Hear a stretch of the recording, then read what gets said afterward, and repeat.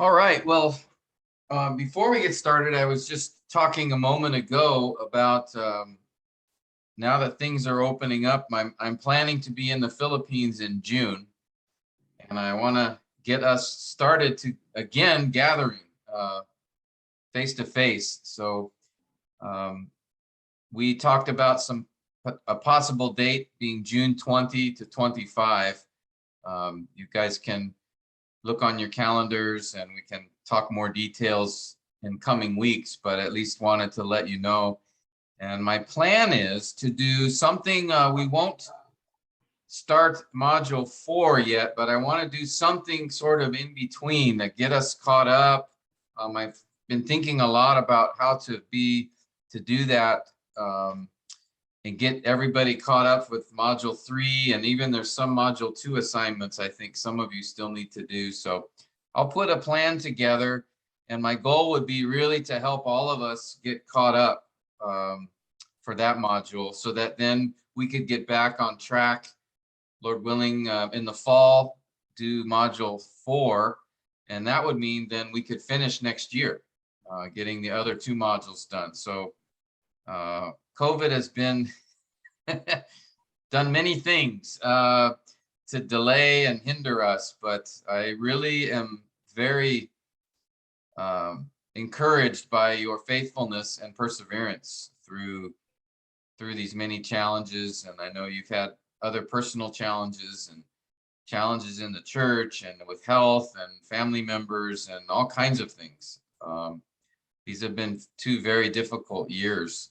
So I just really appreciate that you're still desiring to spend this time together. And I know it's been difficult with getting assignments done and things like that, but my hope is that that the Lord would allow us to be able to meet together and get back on the track together and benefit hopefully from the training, and we can get through the program. So that's my plan. I'll send out a note to you guys on Messenger about the specific dates, and then you can check your calendars, and we can discuss more of that later. Okay, but I do want to just let you know that it will be my plan is to come in June, so I'll be setting. Will you visit us, excuse me. Visit us, Pastor?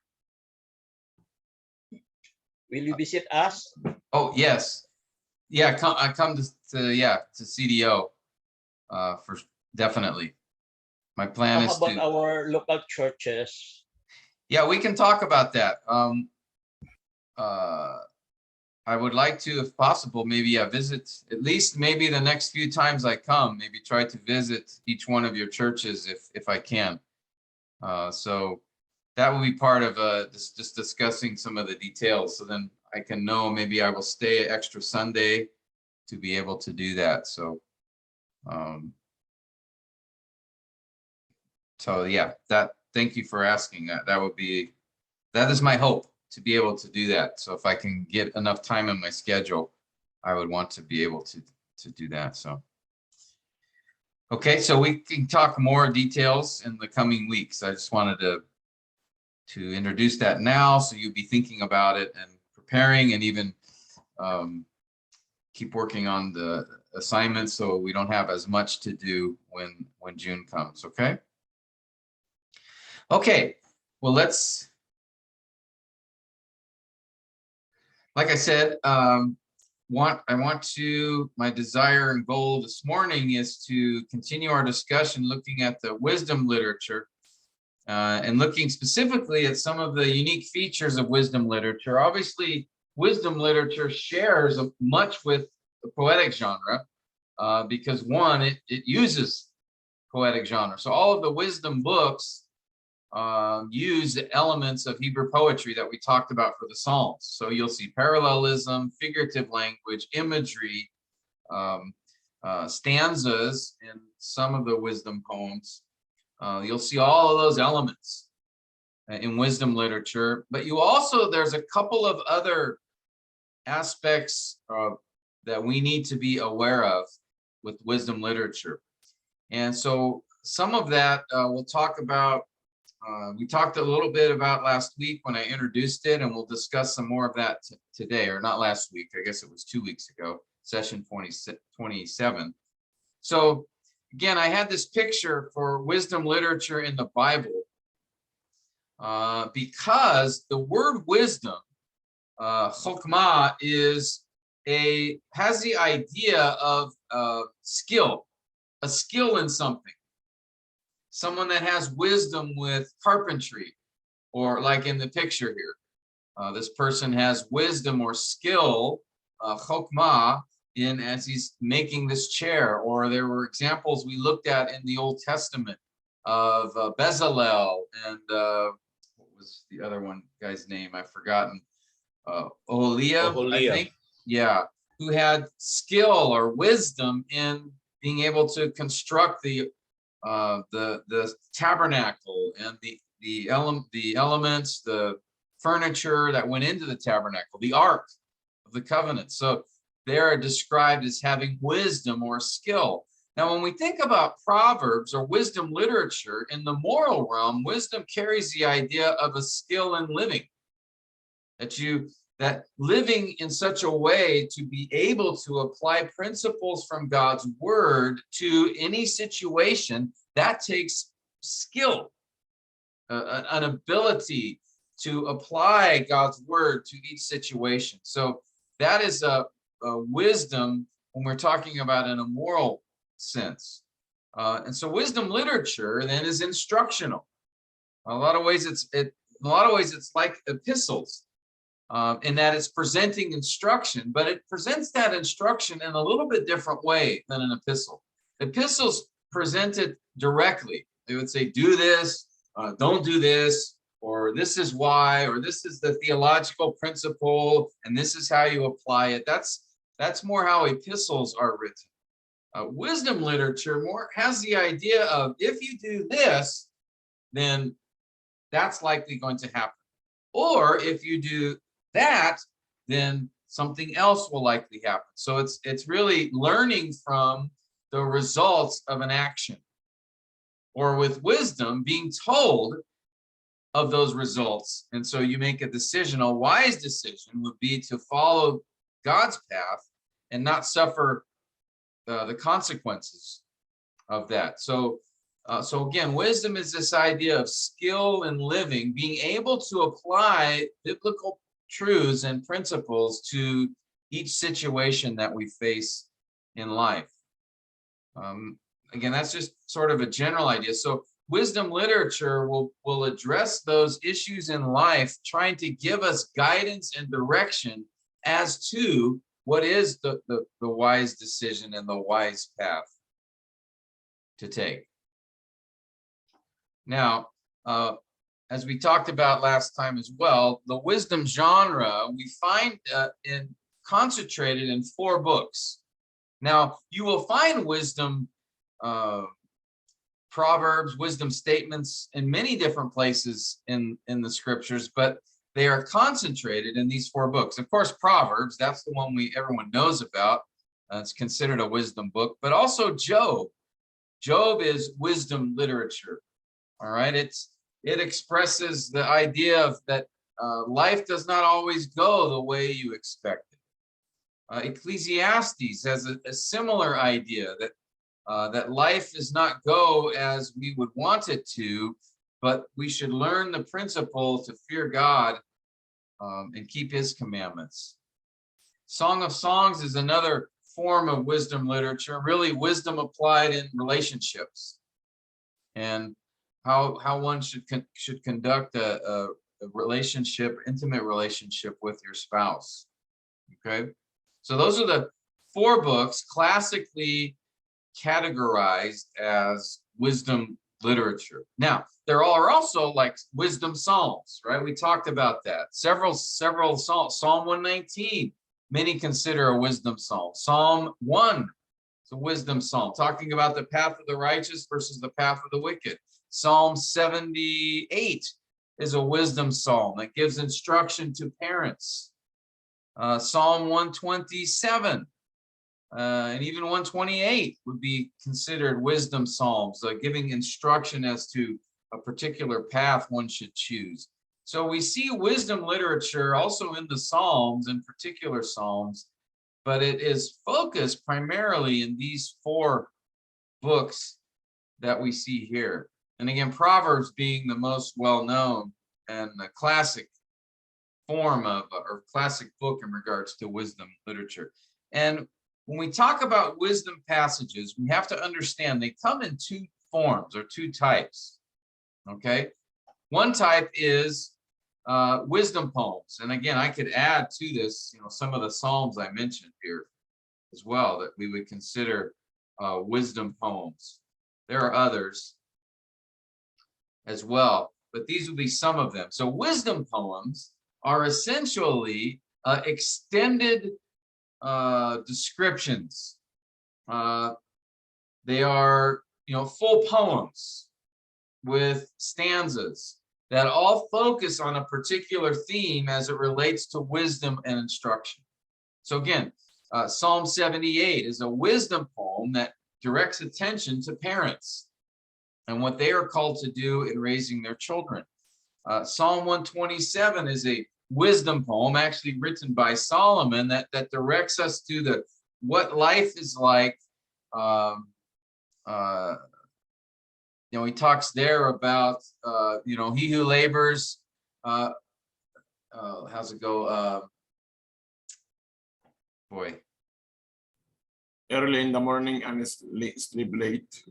Yeah, I want to get this right. Unless the Lord builds the house, the builders labor in vain. Unless the Lord watches the city, the guards stand watch in vain. If you rise early and stay up late. So it's this idea, it presents various aspects of living life and provides instruction in that. Psalm 128, which we focused on as an example for a poem, actually, it is a song of ascent, but also we would consider it a wisdom poem because it speaks of the man who fears the Lord and what his life is like in the home and in his work. And so wisdom poems, again, are these extended poems that are wisdom literature, but are given in stanzas. So in the Proverbs, the book of Proverbs, we have several of these wisdom poems. Proverbs 1 through 9. Each chapter contains, basically, each chapter is a extended poem that focuses on a particular topic. Again, Proverbs 31, the focus there is on the Proverbs 31 woman, the woman who, the godly wife. He who finds a good wife finds a good thing. So that's the discussion there. And the whole chapter is focused on that particular topic. All right. Now, those are what we would call wisdom poems, those extended treatments of a particular topic. Proverbs 10 to 30 contain another form of wisdom literature known as aphorisms. And again, these are those short 1 or 2 verse statements on a topic. So the wisdom poem would be an extended treatment of a topic,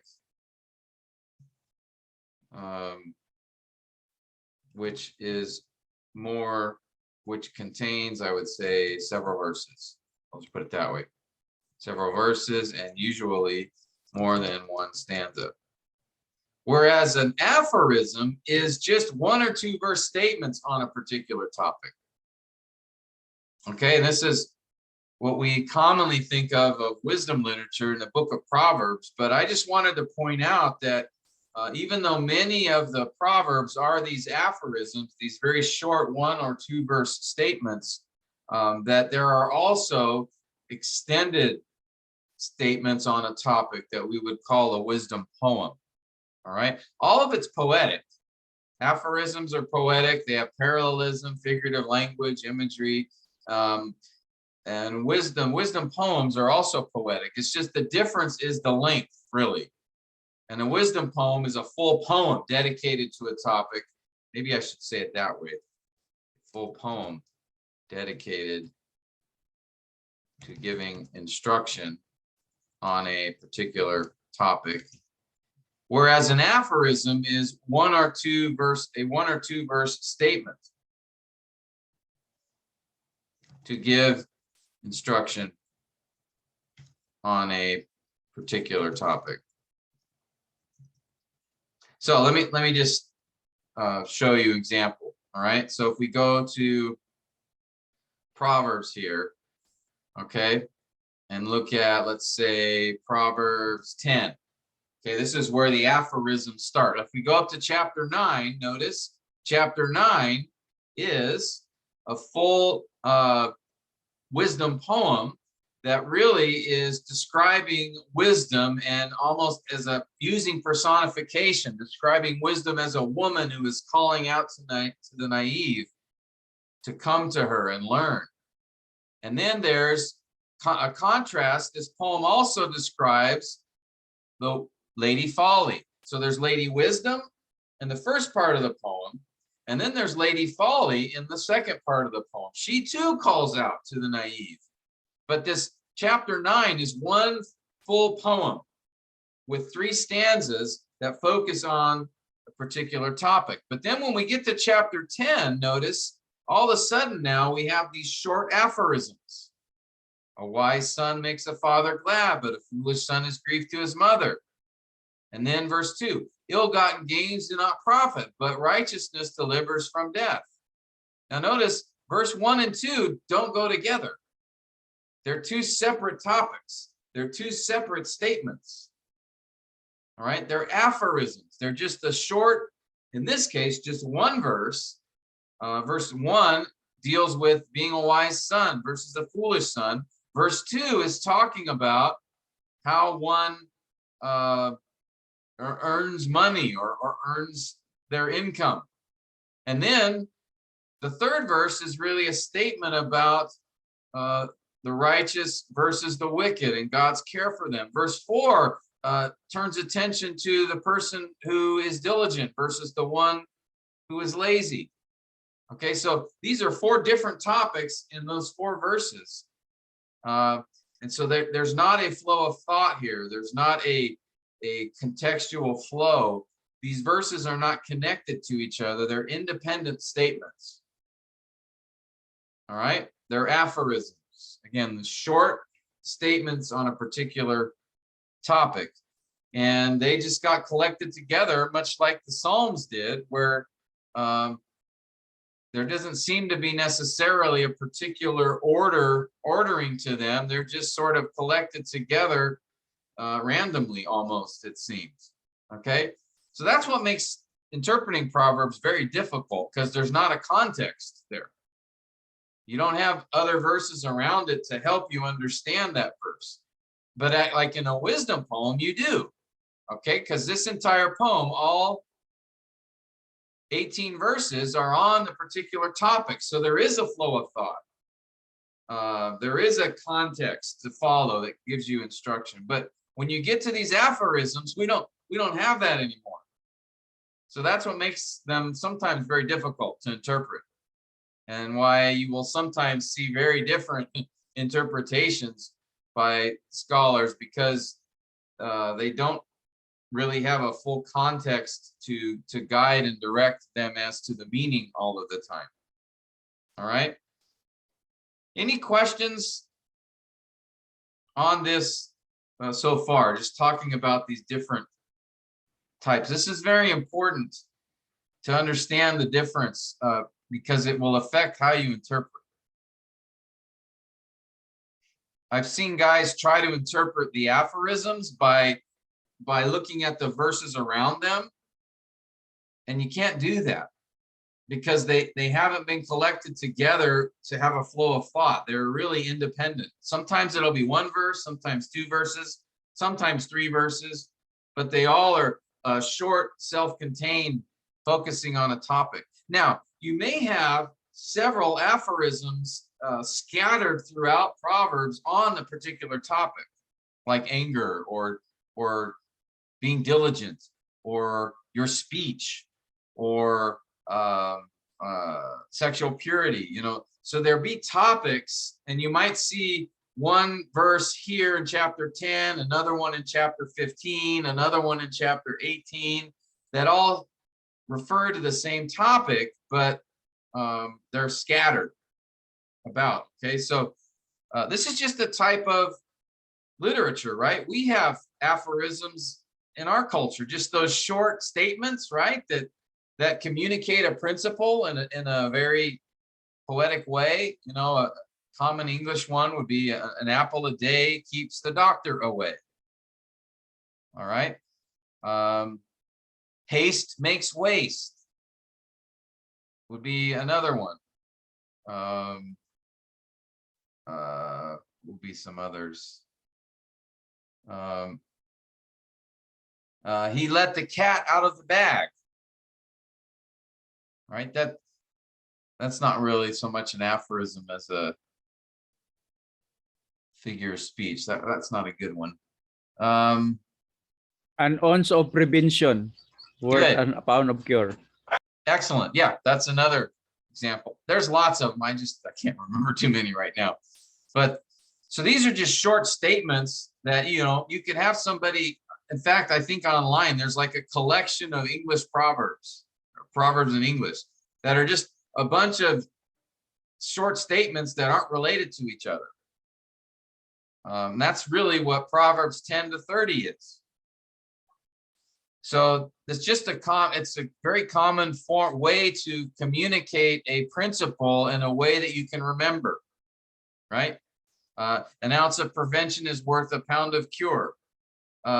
Just tells you, look, if you can do a little thing to help prevent a bigger problem, that's much better to do. Or an apple a day keeps the doctor away. That, if you eat healthy, then you generally will not, have health problems and have to see a doctor. That's right. So we can remember the haste makes waste. So if you're in a hurry, you're probably going to make a mistake, is the idea behind that. Okay. So I am sure there are many of these kinds of things in Cebuano as well, right? These short statements that communicate a certain principle in a memorable way. So that's all we have in Proverbs. There's Hebrew poetry like that, that's written that way. So I'm just making a point of it because I want you to recognize, if you do it, teach from Proverbs 10 to 30, you're going to be teaching a little differently than you would Proverbs 1 to 9, or Proverbs 31, or from Job, or Ecclesiastes. Those are wisdom poems. Those are extended statements on a particular topic that are in the form of a complete poem.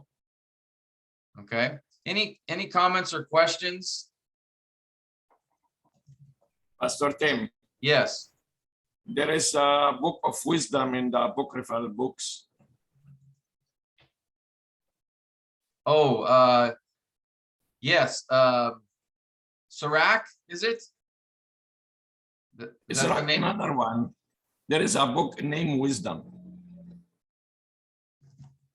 Because that is sound in Hebrew, sound like Arabic. I know that already. Hope not. Oh, okay. Yeah. Yeah, and actually, if you remember, where was it? In Kings. I don't remember which reference. We looked at it last week. There's a reference that says Solomon wrote 1,000 proverbs and like 3,000 proverbs and 1,000 songs or something like that. So there's a number of proverbs that are out there that weren't inspired, put in inspired text. So yeah, there's other books or other collections in ancient Near Eastern literature of these aphorisms, these proverbial statements. I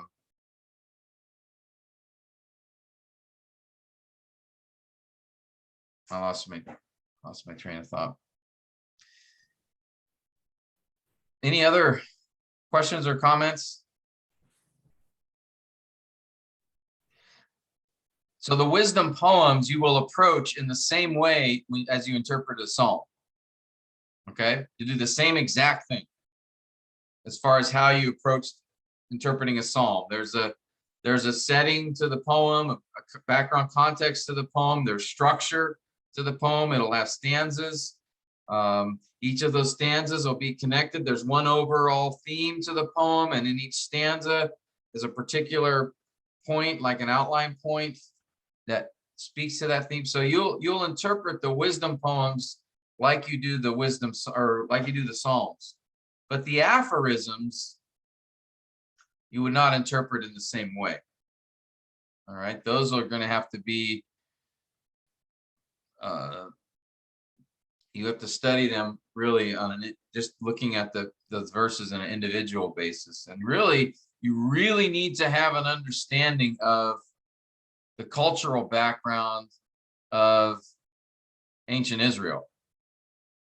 Because there's going to be images and statements that would have made sense to the original audience back in Solomon's day.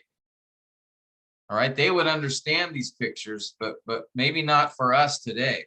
Like, for example, that proverb that says, you know, if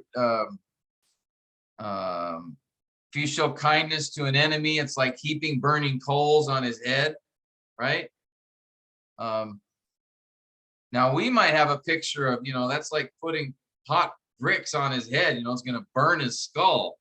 But I don't think that was actually the concept or idea that image conveyed to the ancient Israelites, but it was something a little different. So we have to really have an understanding of the culture and how the original audience would have understood those pictures. Like the churning of the nose produces blood, so too the stirring up of strife produces anger.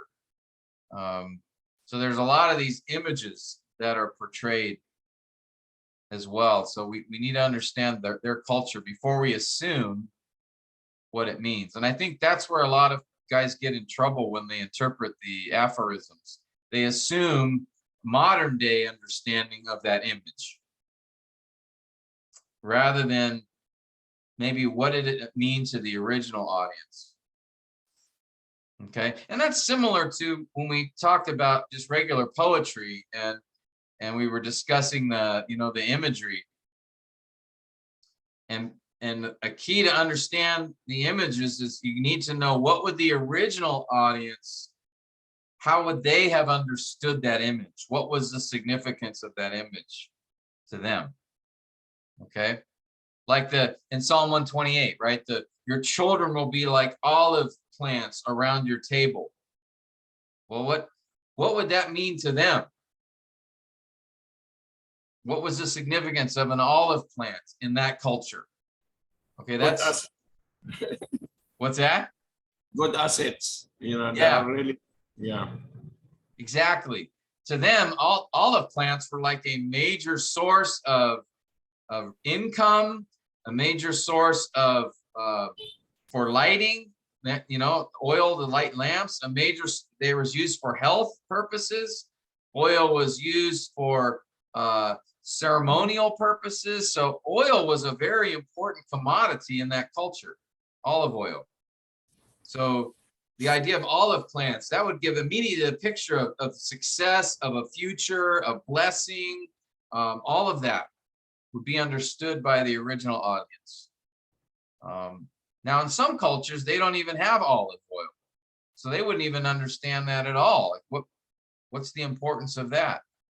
So what's most important is understanding how would the original hearers see that image and its significance. And that will help you a lot when you are studying these aphorisms and Proverbs. Okay? That will help you much more than most anything else. So you really have to have an understanding of the culture as learned from other passages in the Old Testament.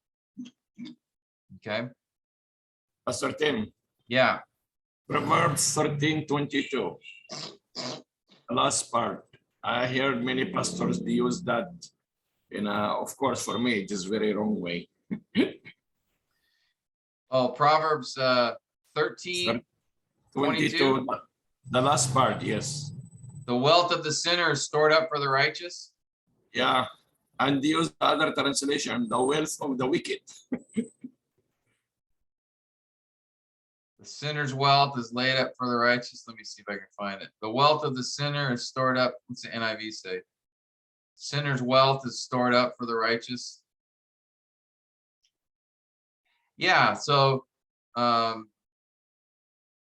just understanding what a good person leaves an inheritance for their children's children, but a sinner's wealth is stored up for the righteous. So here is a contrast. Okay, again, it's using parallelism. So these two lines are related to each other by contrast. So that also will help you in interpreting these aphorisms, by the way. So really, let me say that here just to make this hopefully clear. So when you're interpreting, so basically here for interpretation, interpret the wisdom poems as you would any psalm. Okay, again, meaning there's context, there's structure, right? Stanzas. There's a theme to the poem. All right. Whereas in aphorisms, you're going to you need to understand, to interpret. You need to understand the culture. That is, what does the image mean to the original audience? And then you need to understand the parallelism. Each line is related. So that will help you in interpreting these aphorisms as well. So sometimes one line will make sense, and then another line may not make as much sense. But if you know they're related to each other somehow, that helps you give understanding to both lines. All right. Questions on that?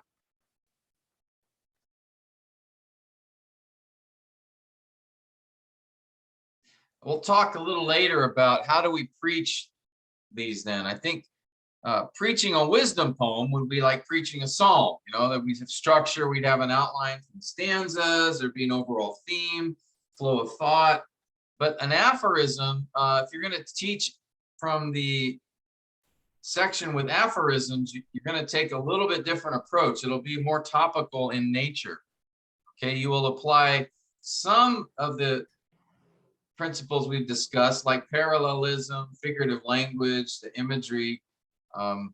But for the aphorisms, it'll be a little more topical in nature. All right, so we'll talk about that when we discuss preaching Proverbs later on. All right. Any questions or comments?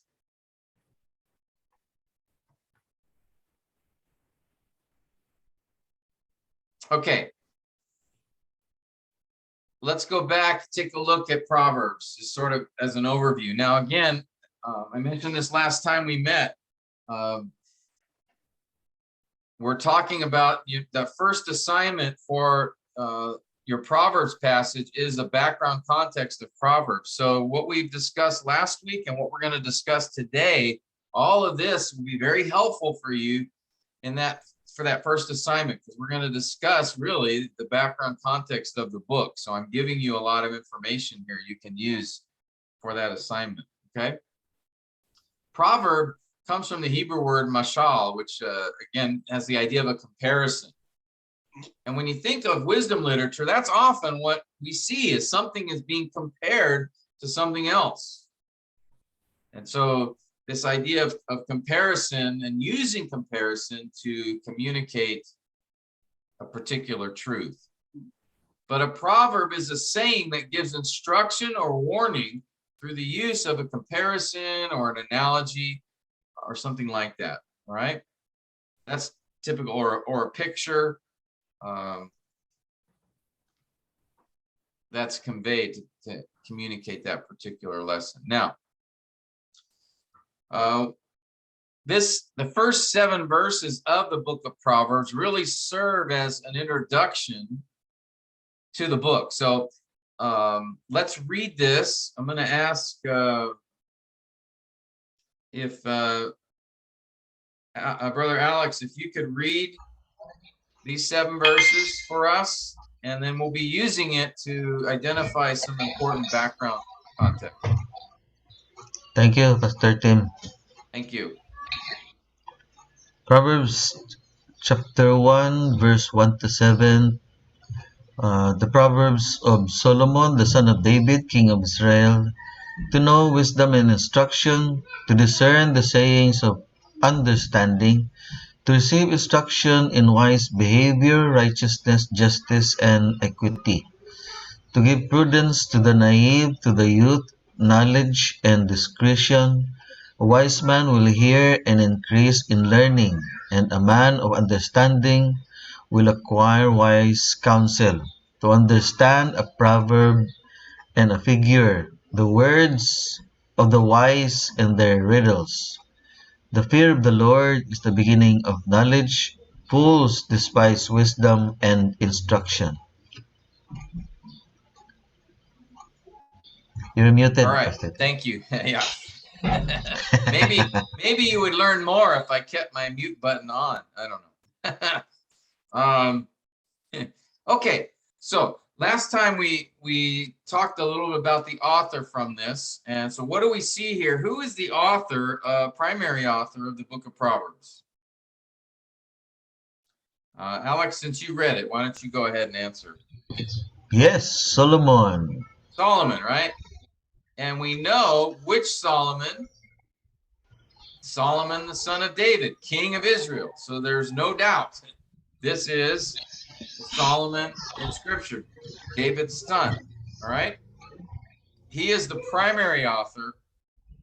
And I say that because later in chapter 30, there's another individual mentioned there in chapter 30 of Proverbs.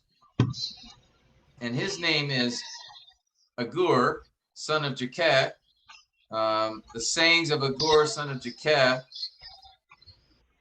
or the words of Agur, the son of Jakeh. So this is another individual. Now, Agur, there were men who studied under Solomon. They're mentioned in 1 Kings chapter 4.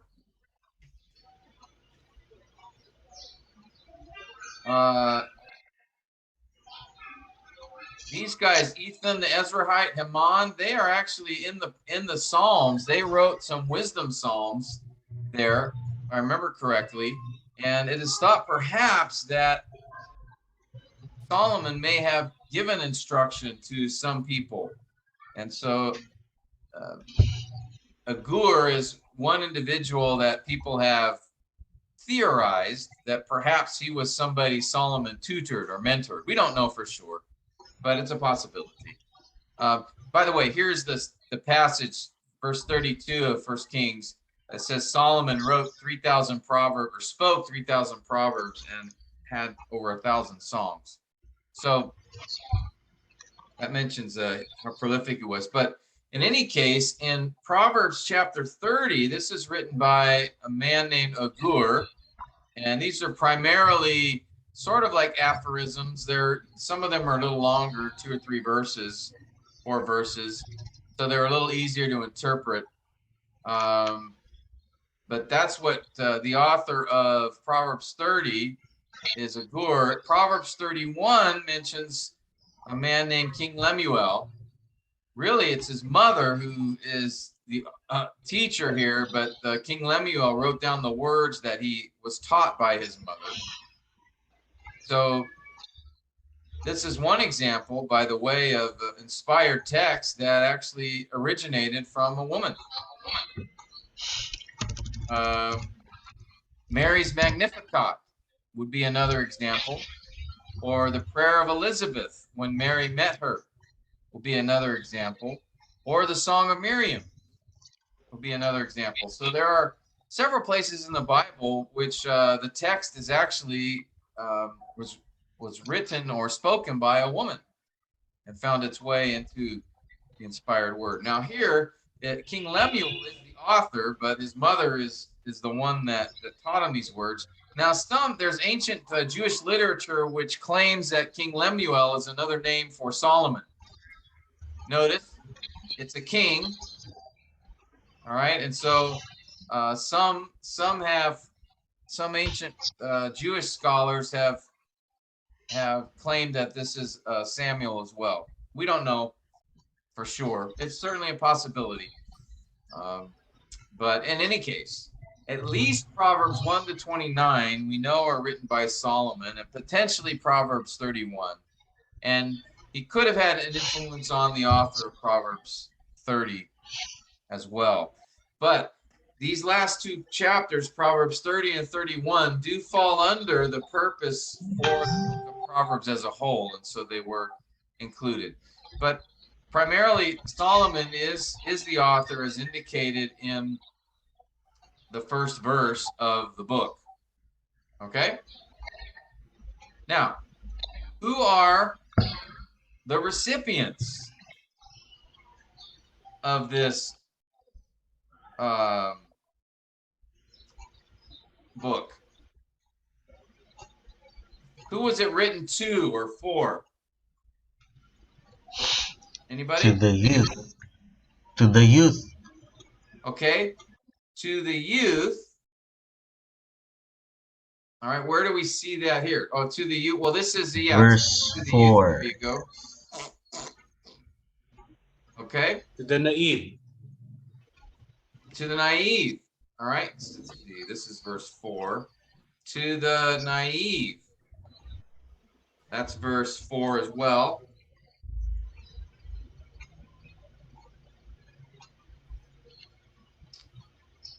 To the wise. To the wise. Maybe a wise man. That's an implied. Wise man. Will hear. Will hear. A man of understanding. Man of understanding. Same idea, but man of understanding. By the way, do you see the fool mentioned here as a recipient? Yes. Yes. Verse 7, fools Well, despise wisdom. is he a recipient, or is there just something said about him? It is just a comparative to the fools.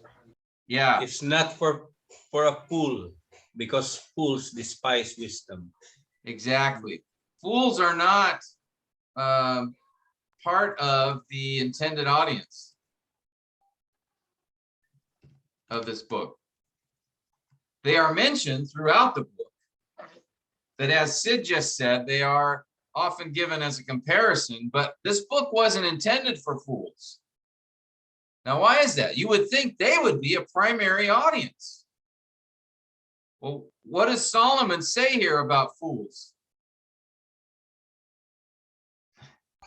Right? They despise wisdom and instruction. Exactly. They don't care. They don't want to know wisdom. They reject wisdom. So this book isn't written for them. It may be written about them in many places, but it's not written for them. It's written for these people.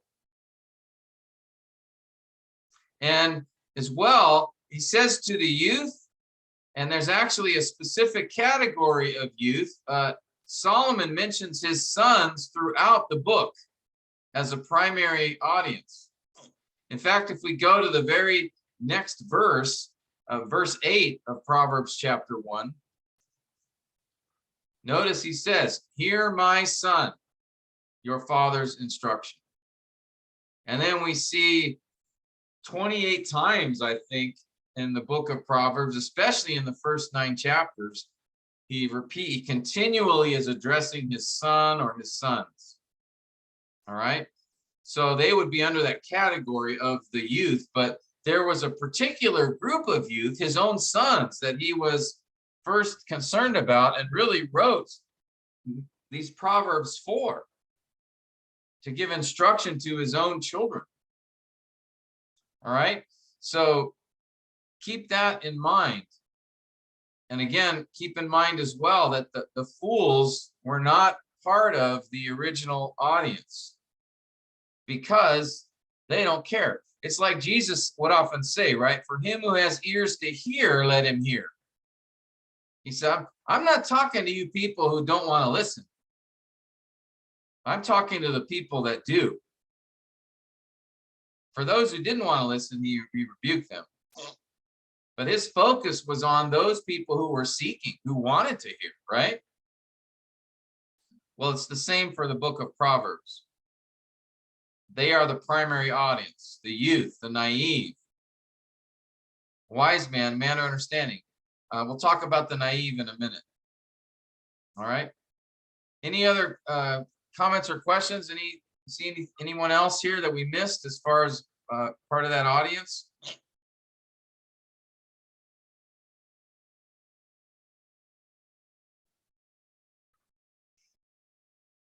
All right, does that make sense? Can you guys see that these are the ones specifically mentioned that this book is addressed to?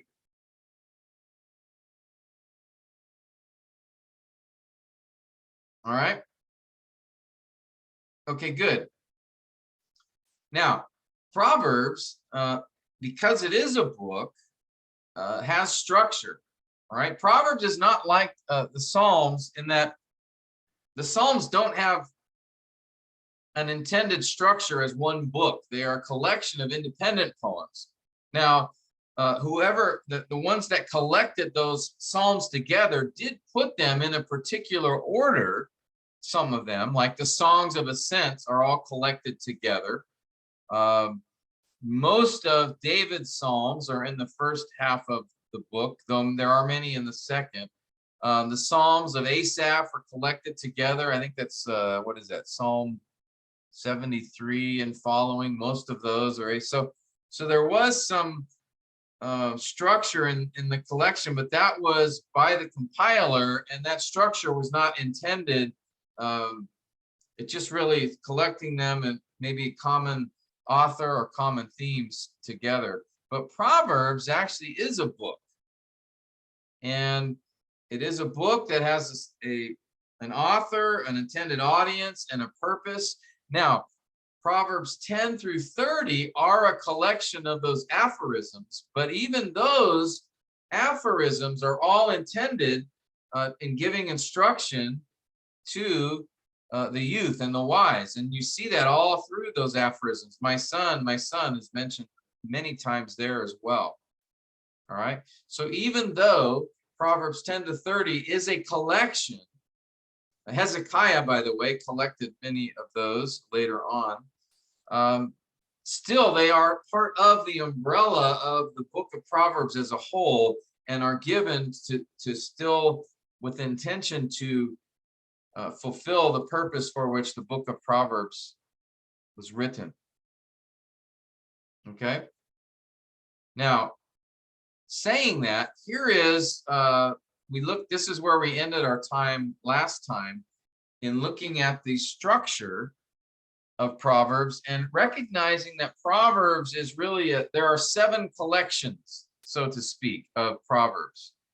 In other words, Proverbs chapters 1 to 9, all of the wisdom poems are collected together and given at the beginning of the book of Proverbs. Now, I believe there is a connection between those 9 wisdom poems, which part of your assignment, that first assignment, is to try to identify the connection by looking at the flow of thought. So there is a flow of thought from Proverbs 1 through Proverbs 9. Okay? They are one section of the book that's connected together. When we get to Proverbs 10, that is, again, the beginning of those aphorisms. I could even put that. And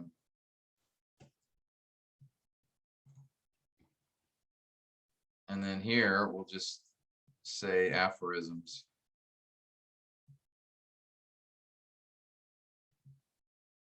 All right, so Proverbs 1 to 9 are essentially the wisdom poems, collection of wisdom poems that are related. Proverbs 10 to 22 are aphorisms by Solomon. Then in Proverbs 22:17, there's a reference to the wise, the sayings of the wise, which I believe are still from Solomon, but it describes these sayings of the wise, and then that is repeated in Proverbs. Here, let me just show it to you, just so you see it. Okay, so if we look at Proverbs 22:16, there's an aphorism: he who oppresses the poor to make more for himself or gives to the rich will come to poverty.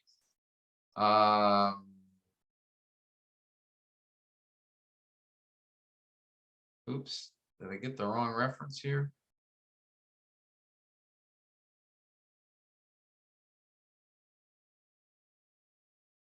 Sorry, give me a second. I think I wrote down the wrong reference here.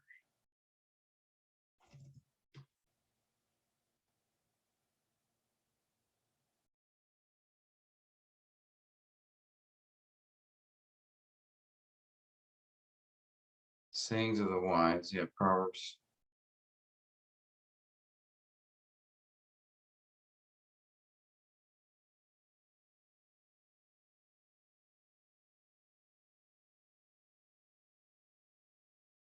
Huh.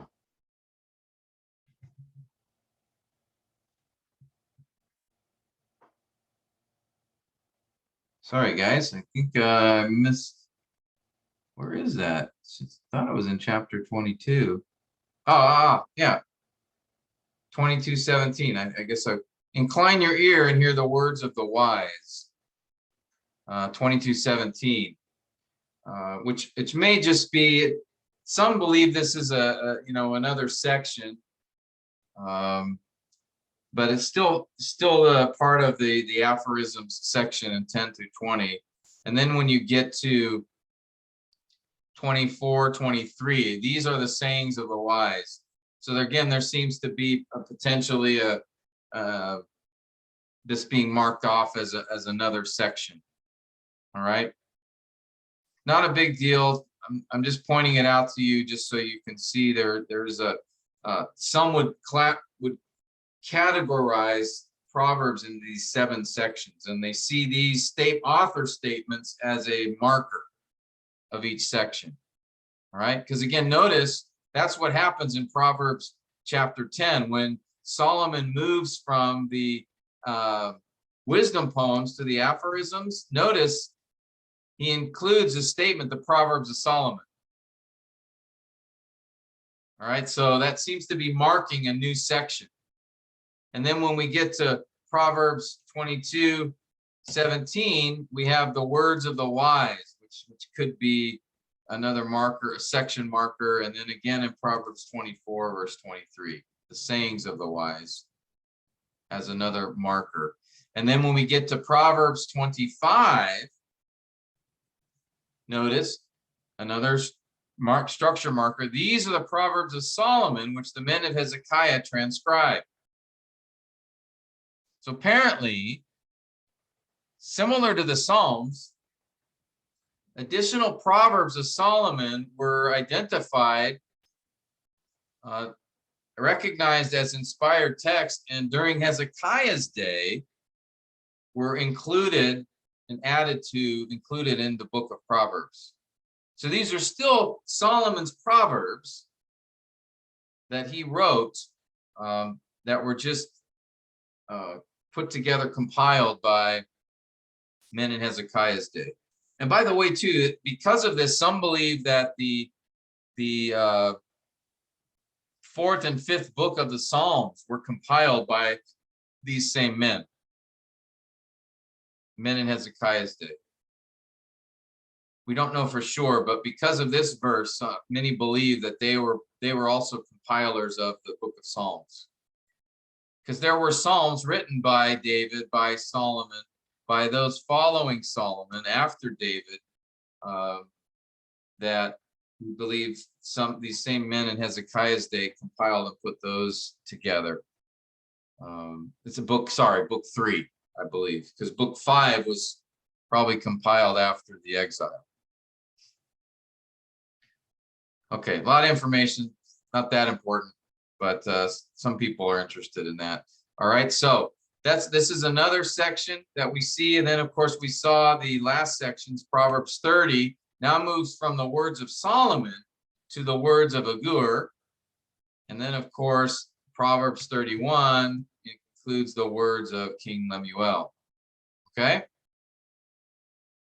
so because of these, again, these markers which identify or refer to the author, those have been used to classify or identify 7 sections or 7 collections in Proverbs. But again, sections 1 to 5 are all from Solomon, authored by Solomon. And then the last 2 chapters are 2 different authors. But again, all of these fall under the same purpose for the book. Okay. So any questions or thoughts on that before we go on? Just trying to get us all a little familiar with the structure of Proverbs. It won't really affect how you interpret the book, except that first section. That first section, those 9 chapters go together. And then chapter 31 is one wisdom psalm that goes together. All right. But the chapters in between that, 10 to 30, are aphorisms. And so they have a different style, as we talked about a little bit earlier. Questions there?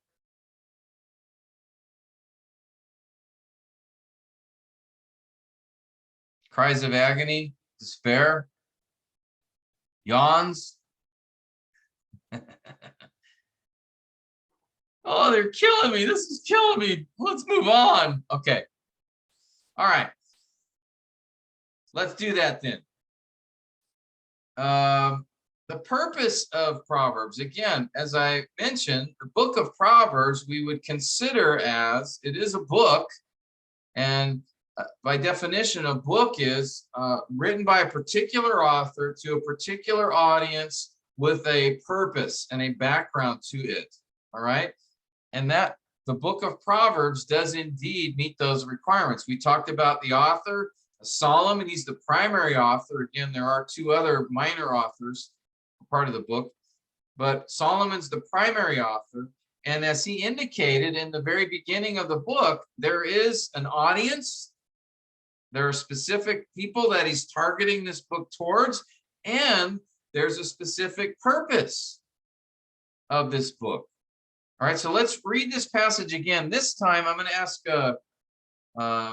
Anselmo, Bridio, if you could read this, and then as he reads it, see if you can identify Solomon's purpose. Okay? Make sure to unmute yourself. Okay, I will read, sir. The Proverbs of Solomon, son of David, king of Israel, to know wisdom and instruction, to discern the seeing of understanding, to receive instruction in the wise behavior, righteousness, justice, and equity, to give prudence to the naive, to the youth knowledge and discretion. A wise man will hear and increase in learning, and a man of understanding will acquire wise counsel, to understand a proverb and a figure, the words of the wise and their riddles. The fear of the Lord is the beginning of knowledge. Fools despise wisdom and instruction. What is the question, sir? What is the purpose? Yeah, so what do you see any purpose statements here, reasons that he wrote? I think, sir, verse 2, to know wisdom and instruction. Okay, And good. another purpose. Yes. Do you see any other? I think, sir, to give prudence to the naive. Then they mention the poor. Good. Any others?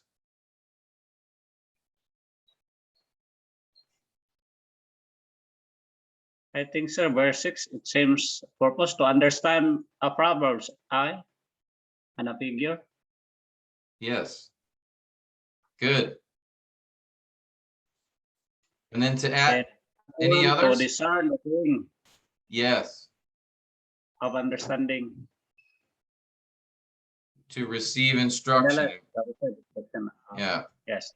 So there's Five, several purpose statements here, right? They're all start with that word to. To. Right? Good, very good. Okay, to know wisdom and instruction. To discern the sayings of understanding. To receive instruction in wise behavior.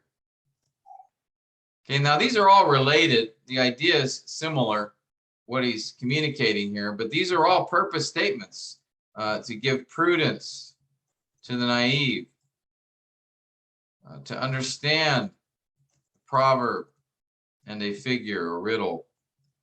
Okay?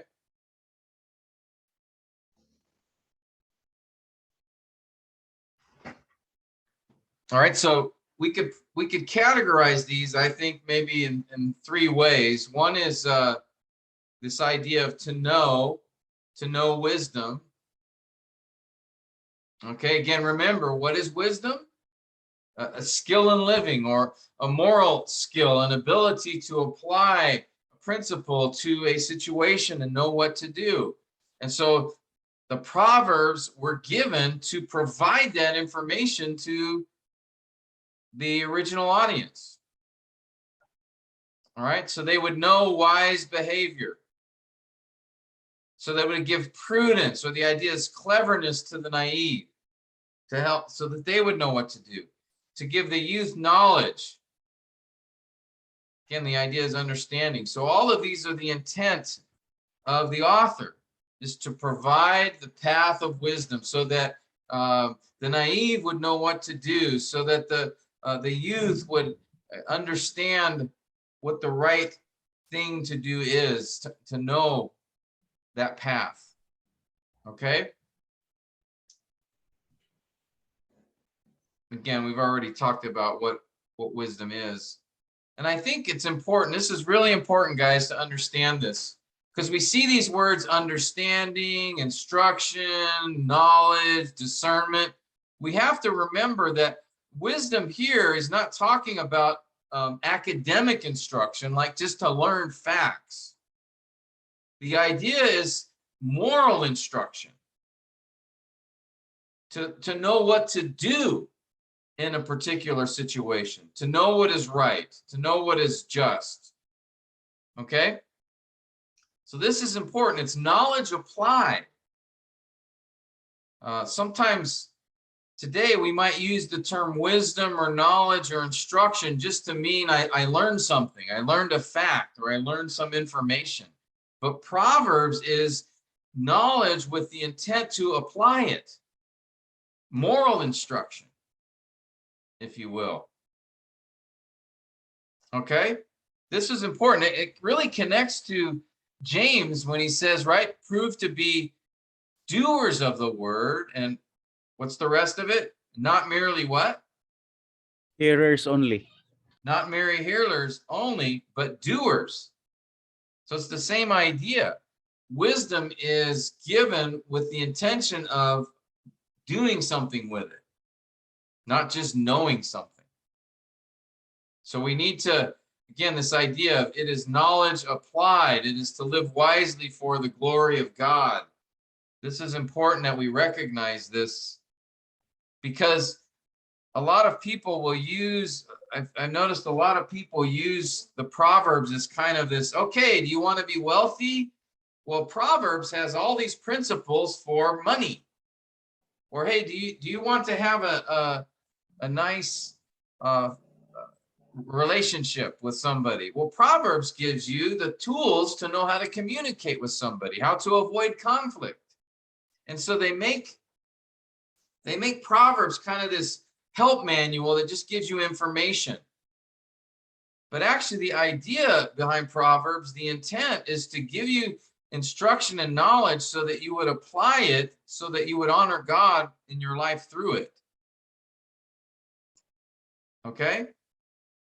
There's a difference between the two.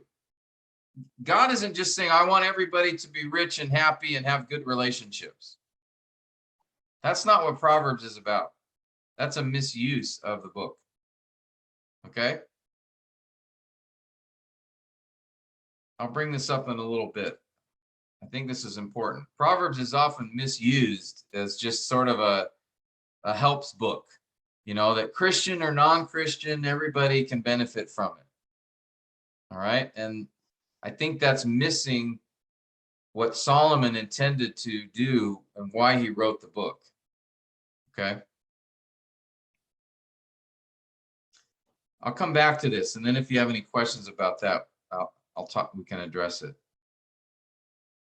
All right. So keep that in mind. Now, discern is mentioned here, and that's basically just to be able to distinguish between two things, to separate two things, to see the difference between two things. And in the case of Proverbs, the difference between right and wrong, or good and evil, or the just way, the unjust way, the righteous way, the wicked way. All right. It's Proverbs is intended to give understanding the difference between those two different ways. All right. So that when you read the Proverbs, you would see, okay, this is helping me to see the right way or the wrong way, the just thing to do or the unjust thing to do. Okay. And then the readers are intended to receive the instruction in order to apply it. Now, I want to talk about, there's three individuals mentioned in the book of Proverbs. There's three categories of people. I'm not talking about the sons. Okay, they're mentioned, but there's actually three particular groups of people that are often brought up in the book of Proverbs. What three groups are those, you think? Yes, it. The naive, the youth, and the wise. Yeah. The naive, the naive, the wise, and then the youth are part of the audience, but it's actually another group. We mentioned it a moment ago. The fools. The fool. Yeah. So yeah, youth and sons are mentioned in the book, but I'm speaking specifically, there's three groups of people that are referred to in the Proverbs, not addressed, but described or talked about. Okay. Fools. So these three groups are, yes, the wise, the fools, and naive. Maybe I should say the three groups mentioned or even often compared, okay, in Proverbs. All right. So who do you think the wise would be in Proverbs? Who is the wise man? The one who what, he thinks? The one who fears God. Yeah, the one who fears God, who follows God's instruction. Right? We could say a doer of the word. Okay. Now, let me do the naive next. The naive, or well, fools. Okay, who are fools in the book of Proverbs? Anybody? Those who despise wisdom and instruction, who Yeah. hates instruction. Good. That's that was said back in verse 7, right? Fools despise wisdom and instruction. Proverbs 14:1, I think I've got it down here. Yeah. The fool has said in his heart, this is the fool. Actually, the English idea behind fool, usually you think of somebody who's silly, who's dumb, who just doesn't know what he's doing. But actually, in Scripture, the fool is not someone who's silly. The fool is a rebel. You could even use that word. The fool or the rebel said in his heart. Now he's foolish. He's dumb because he rejects God's way. So in that sense, he is foolish. But really, the word for fool here is the idea of someone who's in rebellion against God, who despises wisdom and instruction. And in fact, Psalm 14:1, right? Alan, why don't you read this? Psalm 14:1 here. Psalm 14, verse 1. The fool has said in his heart, there is no God. They are corrupt. They have committed abominable deeds. There is no one who does good. Okay, so here, notice how's the fool described? One, he's rejects the existence of God or the authority of God, right? He rejects God's authority. Two, he is corrupt, right? Three, he's committed abominable. Those are extremely wicked deeds. He does no good. Wow. See, this is not some guy that's just silly or stupid. This is a guy who's actively rebellious against God. He rejects God.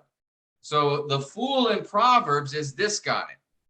The wise is the one who receives the instruction, who follows the instruction, who applies it in his life, who wants it.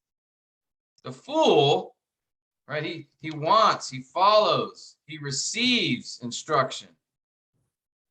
The fool rejects it, refuses, ignores, rebels against instruction. Okay? This is important that you understand this. Now, there's a third group that Sid mentioned, the naive. Now, the naive are in a separate category. We would call the naive, we could refer to them as morally brainless. That is untaught, unaware, ignorant. Okay? They have not yet chosen the path of the wise or the foolish. So these are not rebels. These are those who don't yet have understanding or have not yet identified the path that they will go down. So in a sense, they're morally ignorant. We might call them innocent in some ways. Not that they're sinless, but that they have not yet, they're not in a category where they would be a fool, where they just outright reject wisdom and instruction. They don't follow, yet they're not considered wise. Simple-minded. Simple-minded, that might be simple-minded morally, all right? So it's not that they're not smart, but it's in a moral sense, they are simple. Okay, so that's why, again, the book of Proverbs, it's addressed to the wise because they will receive instruction and respond. So you want to give them instruction, right? But it's also addressed to the naive because the naive don't yet know. And so you're trying to teach them and show them this is the path to follow. Don't follow this path, go down this path. But the fool is not part of the audience of this book because fools don't care. They don't want to listen. They don't want to obey.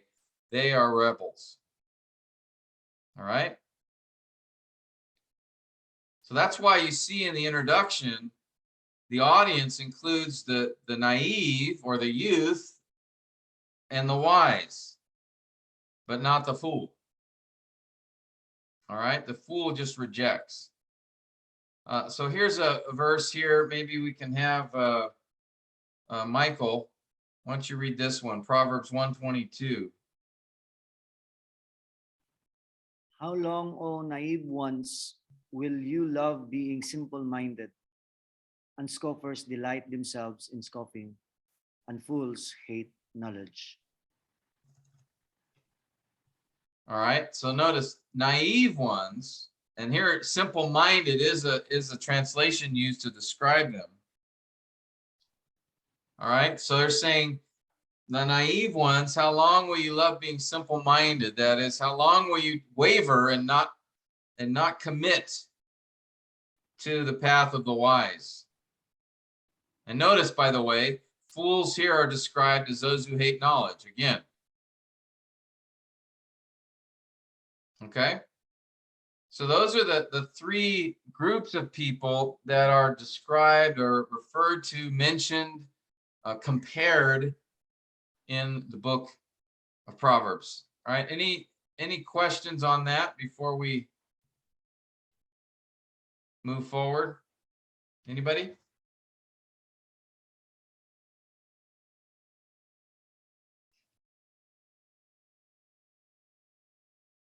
So you could almost think of it like in Psalm 1, it describes the righteous and the wicked.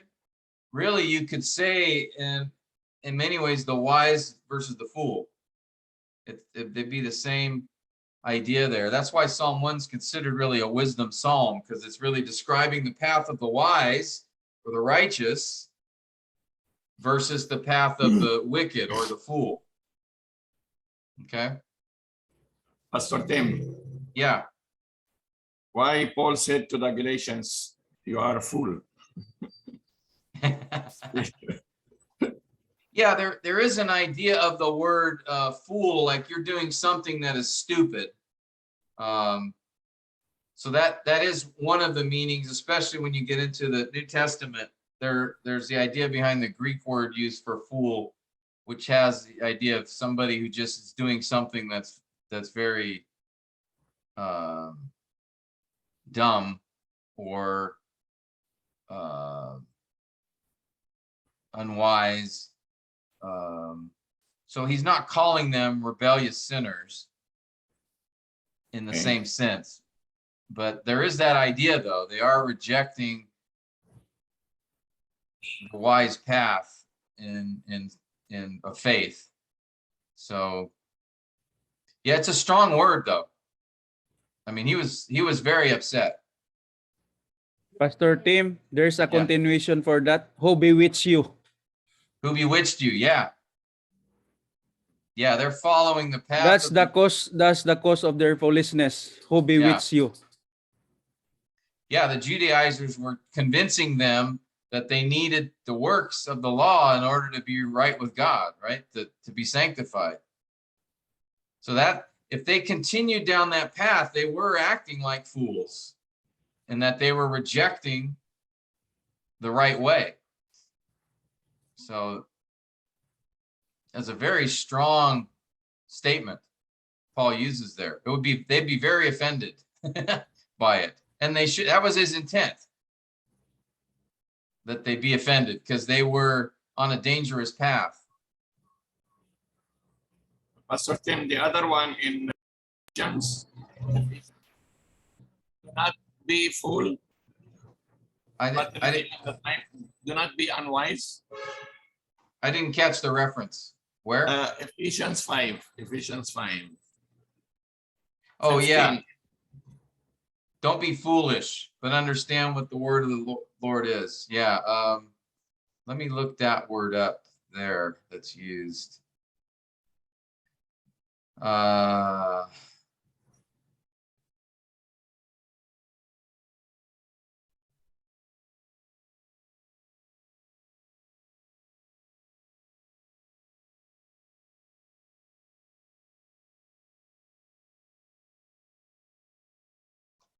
Yeah, that's the idea of to not understand something. Let me see if it's the same word he uses in Galatians.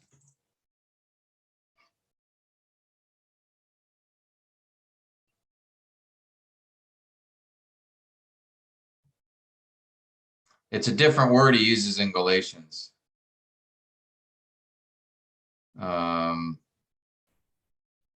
Because in English it's the same word.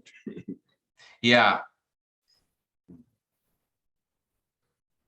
Yeah, in Galatians, the idea is senseless, without understanding. In Ephesians, the idea is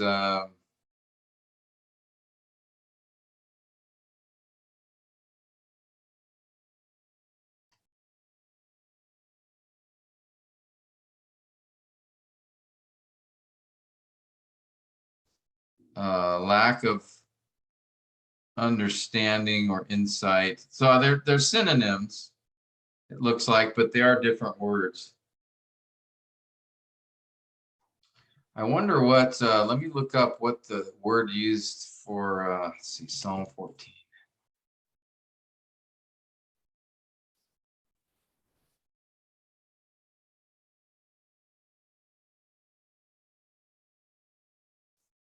Huh. Yeah, different word there. So it's interesting. Okay, where are we here? So yeah, again, that's why we want to do word studies too, right? Because in the English word, it's the same in all of those verses, but actually there's a different Greek word used in Galatians and Ephesians, and then another Greek word used in the translation of the Hebrew text in Psalm 14. So you want to make sure you don't assume that if it's the same English word, it's going to mean exactly the same thing in all of those passages. It could, but you want to study the word in its context. And in Proverbs, as in Psalms, the word fool that's used in Hebrew is really focusing, emphasizing this idea of rebellious, rejecting instruction. All right. Now, in the New Testament usages in those passages, it does have the idea of one who lacks understanding, but it may not have the same force as the Hebrew word of one who's completely rebellious and rejecting. But you can act like a person like that, right? They can act like one who's in rebellion by following the wrong path. So that's, I think, what Paul's getting at there. Thank you, Pastor Tim. Now, those are good questions, good references to consider. So again, it's important to recognize those three categories of people in Proverbs because they're going to come up a lot. All right. And so again, with the naive, they're a person that they're not, they're just on the fence, so to speak. They need to make a decision. Which direction are they going to go? So in Proverbs, you don't want to be the fool for sure, but you also don't want to be the naive. You want to be the wise one.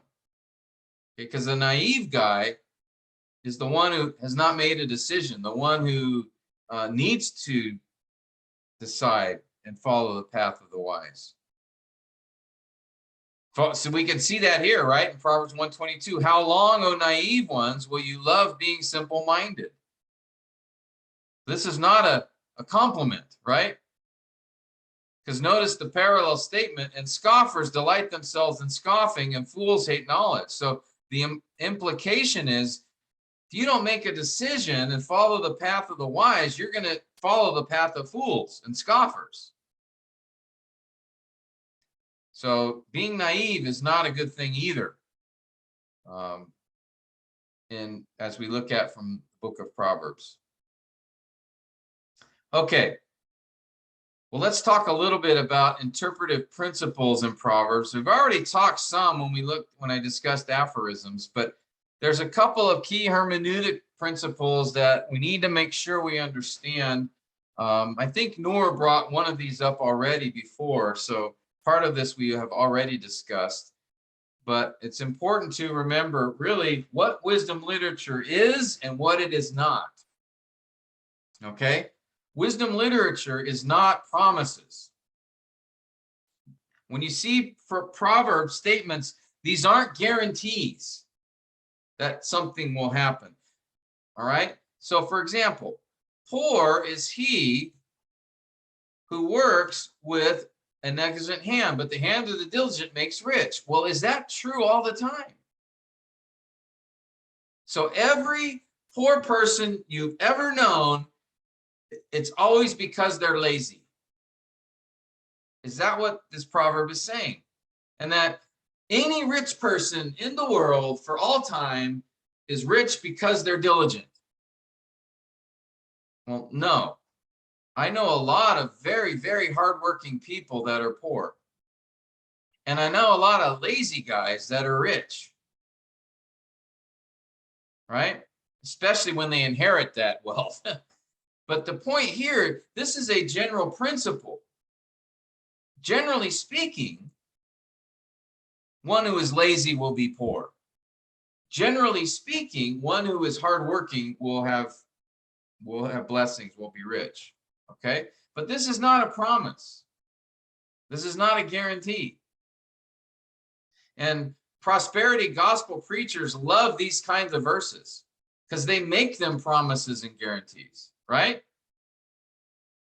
Oh, brothers and sisters, notice here in this text, the hand of the diligent makes rich. Do you want to be blessed by God? Do you want to have wealth and prosperity and blessing in your life? Then you need to work hard and God will bless you. And they'll make it a promise. They misunderstand the intent of wisdom literature. All right, wisdom literature is not giving guarantees, but it's just telling you basically this is generally how life works. Okay? That's the difference. Another example. And this is, I think, the verse that Brother Noor brought up a couple weeks ago. Train up a child in the way he should go. Even when he is old, he will not depart from it. They say, so here's a promise to you parents. Train up your child in the ways of the Lord, and he will be saved, and he will follow God all of his days. And he will, right? Well, no, this isn't a promise.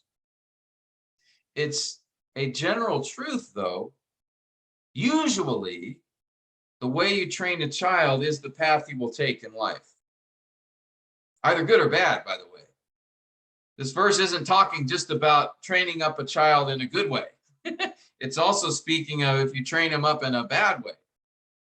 But it's not a guarantee. It's not a promise.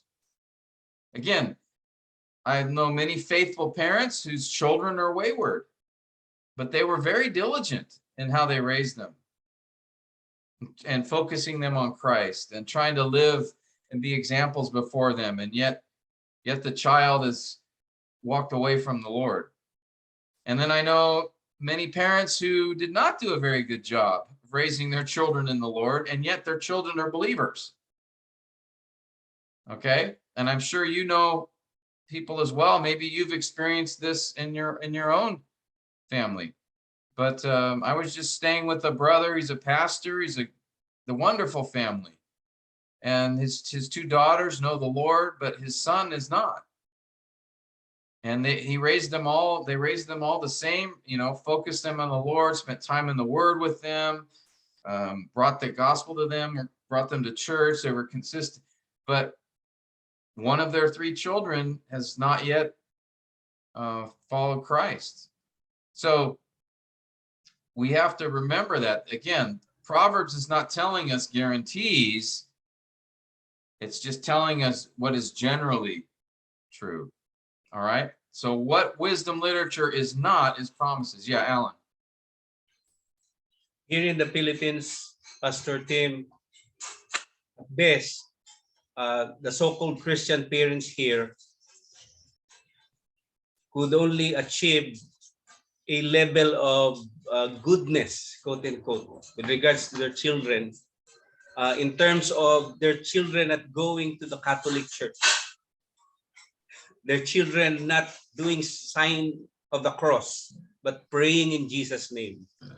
But when it comes to decision making, it's the same with the unbelievers. Yeah. But the rights, they know how to pray in Jesus' name. They know where to go to an evangelical church, avoid Roman Catholicism, but that's the best thing that they have achieved. Yeah. I think it's not wisdom. No,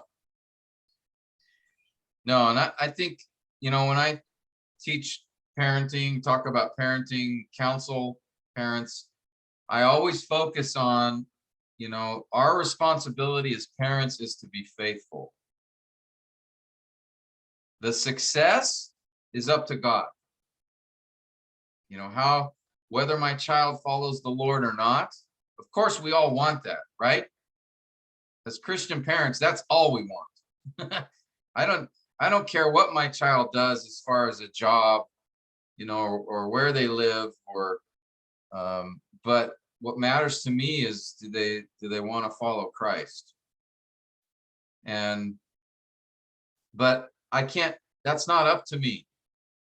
But what is up to me is that I'm faithful, that I live out the example before them, that I keep pointing them to Christ, that I spend time with them in the Word, that I show them in my life and my decisions what it looks like to be a Christian. That, you know, those are the things, being faithful to train them, right? As Ephesians 6 says, to train them up to in the fear and instruction of the Lord. And so that's our role and focus, is to be faithful. So faithfulness is the goal, priority. Success is the Lord's. What God does with that is up to him. But a lot of parents, you know, they look at these Proverbs passages and they take them as guarantees. And then they are angry at God later when they think they've worked to train their children up and focus on Jesus, and then their children walk away from the Lord and they get angry at God. Say, hey, wait a minute. I did it all right. How come my child's not saved? And they misunderstand what these passages are saying. You know, God's going to hold us accountable if we were faithful. All right. He's not going to ask us, okay, is your child saved or not? Because that's not us. That's God's decision. But he is going to say, were you faithful in raising them in the fear of Christ? All right. That's what we need to focus our attention on. Am I continually pointing them to Jesus? Am I showing them what it looks like to follow Jesus? Am I demonstrating my love for Christ in the home? Those are the things that we need to focus on. So certainly we have an influence. I know many kids that, you know, again, generally speaking, you know, the way we live is, in the path that we put them on is generally, that is the path they will follow, but not always. All right, so that's my point. Other thoughts or comments on that? Yes, Ed? Pastor Tim, that's only descriptive. What we have in that, that's just descriptive to us. Sort of. Because in Proverbs, it is instruction and it is giving us guidance into what we should do. It's just the idea is you do this, but the result won't always be the same. Okay, but you still need to do this. So, for example, a gentle word, a harsh word stirs up anger, but a gentle word, how does it go? Turns away wrath. Okay, so that proverb is giving us instruction that we need to be gentle in our speech, not harsh. Okay, but what I'm saying is, so that's prescriptive, but the outcome is not guaranteed, right? So if, let's say I'm very angry with you and I'm yelling at you and I'm mad, and you're speaking very calmly, very graciously, very humbly. The Proverbs say, generally, I will calm down if you do that, but not always. I've had people that are very angry with me and I'm speaking very softly and they're still mad. I have plenty of that experience. Yeah, but I'm still to speak gently. All right, I'm still to apply that proverb and not speak harshly or in anger. Okay. But what happens was what I'm talking about. The consequences or the results won't always be the same. Generally, they will be, but not always. Does that make sense? Yeah, a descriptive text would just be, this is what happens. All right. But Proverbs is prescriptive in its nature. It is instructive. But Proverbs is just, the difference is the proverb isn't giving you a promise or a guarantee of what will happen. It's just saying, usually this will happen. But you still need to do this. You still need to train up your child in the way of righteousness. All right. You are still to have a gentle answer. All right. You're still to work diligently. Have a diligent hand. So that part we apply. But what happens as a result of that is the part that's not guaranteed. Proverbs just tells you, usually this is what happens in the way God's designed the world. Okay? Yeah, Alan.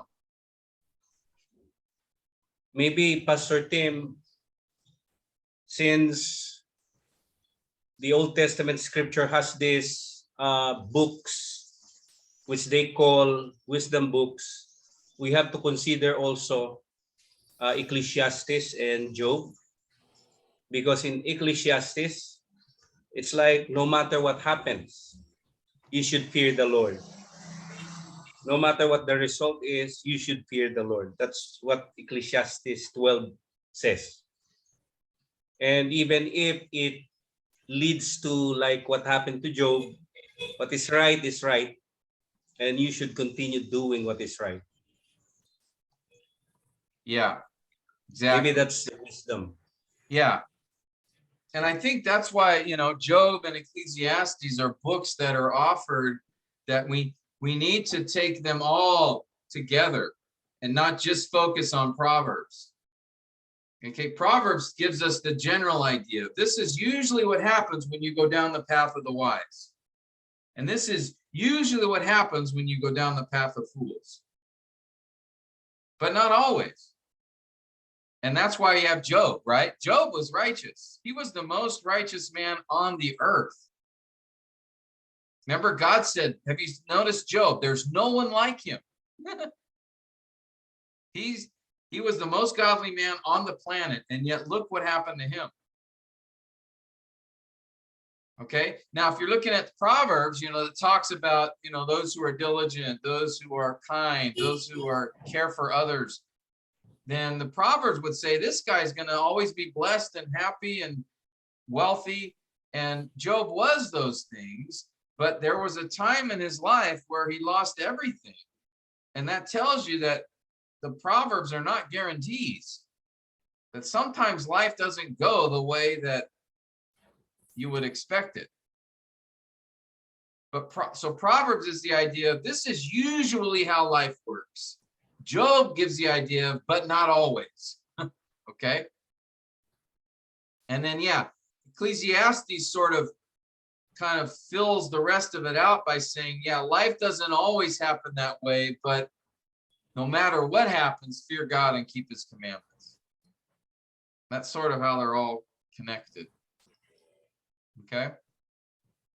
But people often will just take Proverbs and isolate it and ignore the other one. They'll ignore this idea that this isn't a guarantee, but then they'll also ignore books like Job, which tell us not everything always happens the way that Proverbs says it will happen. And that takes us to the idea of, well, then what is Proverbs? What is the interpretive principle we should consider with Proverbs? And that is what wisdom literature is. We would call it truisms. Things that will likely happen, or we could say likely or usually happen. Okay, again, taking the example from Proverbs 15:1. Usually, a gentle answer will calm somebody down who is angry. But not always. Usually, A harsh word will stir up anger, right? If you go home and you yell at your wife, often that will tempt her to be angry and she may respond as well. But sometimes you could be harsh and yet your wife responds in a godly way, right? So again, this isn't a guarantee, but it's just saying normally what will happen when you speak harshly is that will result in the other person getting angry. Okay?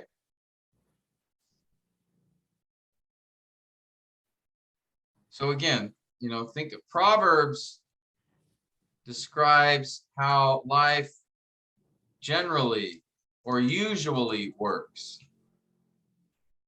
Job reminds us that this is not always the case.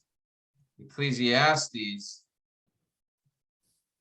says what is most important is to fear God. By the way, as does Proverbs, which we'll look at next week. Okay?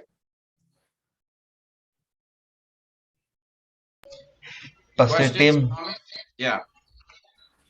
on the point where wisdom literature is not a promise, uh, actually I'm going a little out of the promise, but just for, I might say, argument's sake, there's a passage where it says, "Believe in the Lord Jesus Christ, and you and your family will be saved." So, just want to have some clarification on that. Yeah, that was I think Acts 16, right? Yes. 31. Yeah, when the jailer, right after he sees Paul, he hears Paul singing all night, by the way, and then Paul's released, the earthquake, and then he's going to kill himself. And Paul says, "Don't do that." And then the jailer cries out, "What must I do to be saved?" And then Paul says, "Believe on the Lord Jesus Christ, and you will be saved, you and your And household." Yeah, Now, household. again, the implication is your household will be saved if they believe as well. Okay, we know from other passages that faith is an individual decision, that your faith cannot save somebody else. All right. But there, I think the implication is, if you believe, you'll be saved. That is a promise, right? John 3:16. Whoever believes in him will not perish, but have eternal life. That's a promise. That's prescriptive. That's guaranteed. Jesus is not speaking using, the wisdom genre there. He's not giving an aphorism, right? So we can know because he's giving a direct statement. Again, so knowing the rules of interpretation for a direct statement for instruction, that is prescriptive. Okay. And so Paul there, I'm sorry, in Acts 16, it's Paul speaking. John 3:16 is Jesus. Paul speaking in Acts 16, saying, if you believe, you'll be saved. Now he adds this idea of you and your household. And I think that we have to assume, in the context and also considering other passages, he's not saying that the jailer's faith will save his family, but I think he's saying the same offer extends to his family as well. If they believe, they will be saved. That's how I would take that. Otherwise, you have a situation then where I can have faith that will save you. And that would contradict like Revelation 20, where each of us, we are rendered according to our deeds. We are judged. So this would cause problems in other passages. So, but again, we would not interpret that like a proverb because Paul was not using wisdom language or proverbial language there. Now, Paul does use a proverb in Titus, I believe. Titus chapter 1. Not a biblical proverb, but a proverbial statement in verse 12. Cretans are always liars, evil beasts, lazy gluttons. That actually was a proverbial statement in Paul's day. Or even James, like I said, James is not, as we talked about last time, James is not wisdom literature in the same way Proverbs is, but James did use a proverbial statement, it appears, when he said, be quick to hear, slow to speak, slow to anger. All right, that seems to be a sort of a proverbial statement, but it is instructive. Okay. Pastor Tim, how about James 4:17? James 4:17. Well, that seems to be, again, remember, James is an epistle, so most of this is going to be in that form. So this, by saying therefore, I think he's actually giving an instructive statement here, not a proverbial one. Because it's a concluding statement based on what he's just said. So that, with this, you have to be a little careful when you're outside of the wisdom literature and what you identify as a wisdom statement or not. There are a few out there. Just got to be careful. But I don't know. Did that answer your question, Alex? You were asking regarding. Yes, Pastor. Yes. Thank you very much. Good question.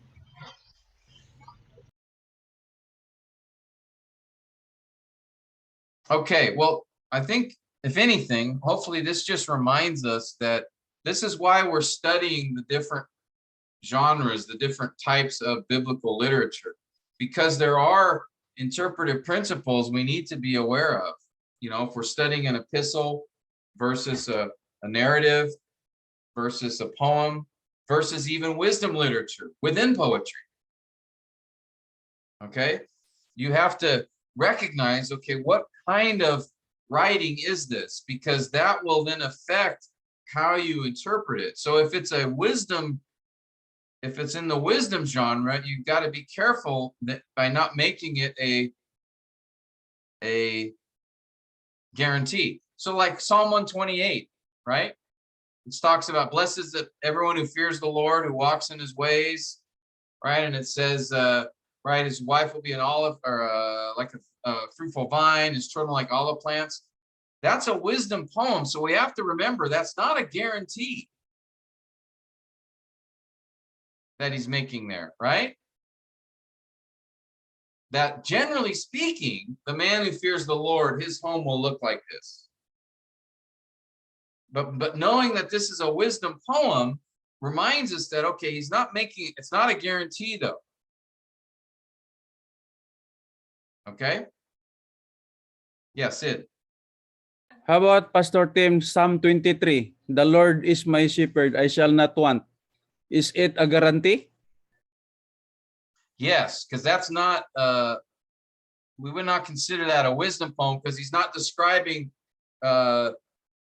there a path that, you're not given a choice of two paths, like the wise man does this, the man who, so there it's just a statement, right? Yahweh's my shepherd.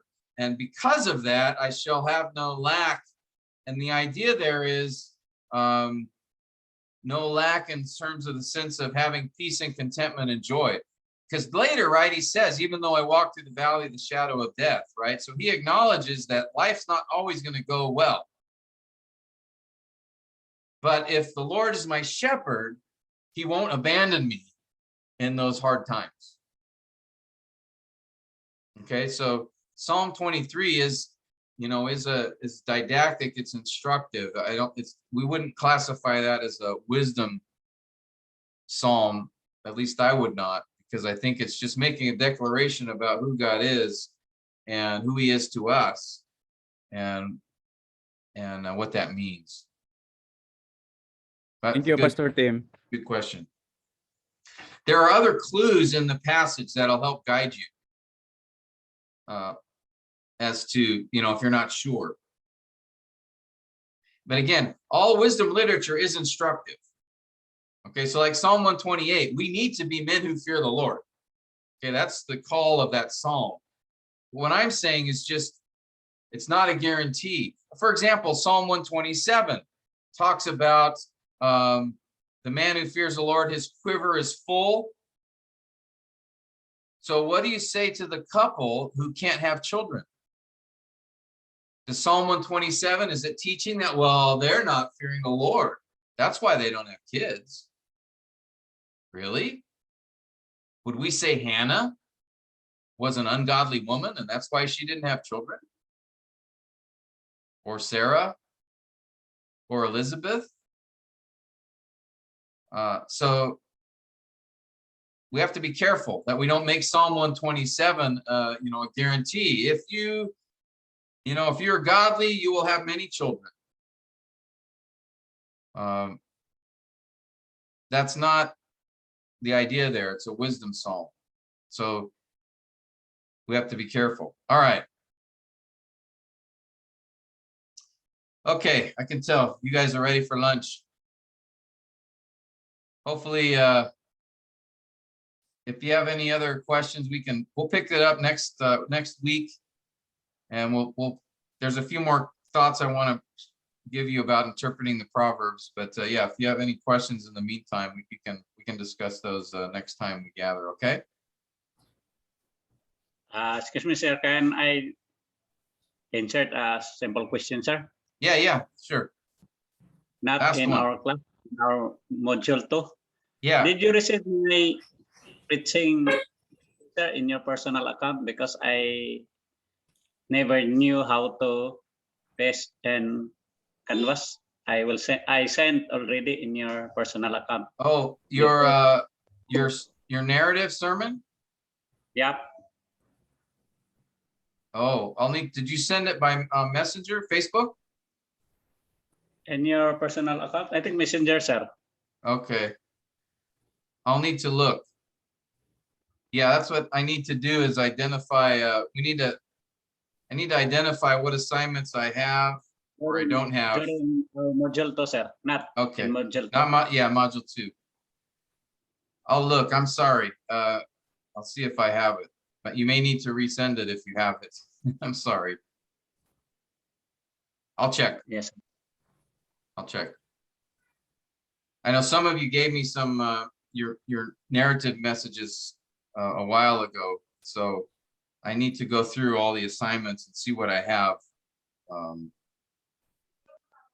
That's what, with COVID, it's really messed up the whole, preaching labs and everything too. So that's why I want us to gather face to face again. Hopefully we can get everything cleared up and up to date. So, but please be patient with me. I apologize if I overlook some things or, but yeah, I'll take a look, Anselmo, about that. Thank you, sir. Okay.